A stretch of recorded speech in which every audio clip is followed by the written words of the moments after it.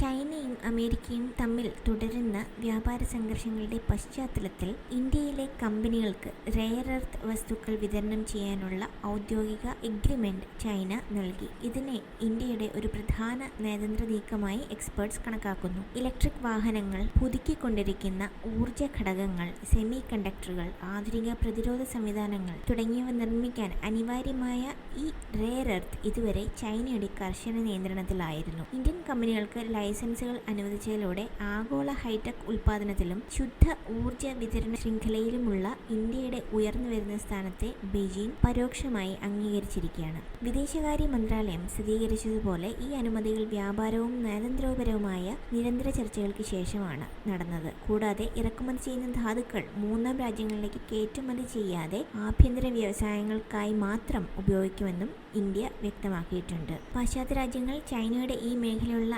ആധിപത്യത്തെ ചോദ്യം ചെയ്യുന്ന സമയത്താണ് ഈ നീക്കം വരുന്നത്. അതേസമയം ഇന്ത്യ മേക്ക് ഇൻ ഇന്ത്യയും അതുപോലെ ആത്മനിർഭർ ഭാരത് തുടങ്ങിയതിലൂടെ സ്വന്തം ഉൽപ്പാദന ശേഷി വളർത്തുകയാണ്. ഇന്ത്യക്ക് റെയർ എർത്ത് വസ്തുക്കളുടെ ലഭ്യത ഉറപ്പാക്കുന്നതിലൂടെ ശുദ്ധ സാങ്കേതികതയും അതുപോലെ പ്രതിരോധ ഉൽപ്പാദനവും തടസ്സമില്ലാതെ നടത്താൻ കഴിയും. ഇതോടൊപ്പം ഇന്ത്യ ദീർഘകാല വിദേശ ആശ്രയത്വം കുറയ്ക്കാൻ നാഷണൽ ക്രിട്ടിക്കൽ മിനറൽ മിഷൻ വഴി ഖനനം, പ്രോസസ്സിംഗ്, റീസൈക്ലിംഗ് തുടങ്ങിയ ആഭ്യന്തര സംവിധാനങ്ങൾ വികസിപ്പിക്കുന്നതിലും മുന്നോട്ടു പോകുന്നു. ഈ തീരുമാനം ഇന്ത്യയുടെ നയതന്ത്ര മിടുക്കിനെയും അതുപോലെ മൾട്ടിലാറ്ററൽ തന്ത്രങ്ങളിലെയും ബലമായ സാന്നിധ്യത്തെയും പ്രതിഫലിപ്പിക്കുന്നുവെന്ന് എക്സ്പേർട്സ് പറയുന്നു. ചൈനയിൽ നിന്ന് ആവശ്യമുള്ള വിഭവങ്ങൾ ഉറപ്പാക്കിക്കൊണ്ട് അമേരിക്ക, ജപ്പാൻ, ഓസ്ട്രേലിയ തുടങ്ങിയ പങ്കാളികളുമായി ചേർന്ന് ക്വാഡ് പോലുള്ള വേദികളിൽ കൂടുതൽ പ്രതിരോധക്ഷമമായ ആഗോള വിതരണ ശൃംഖലകൾ സൃഷ്ടിക്കുന്നതിൽ ഇന്ത്യ മുന്നോട്ട് പോകുന്നു.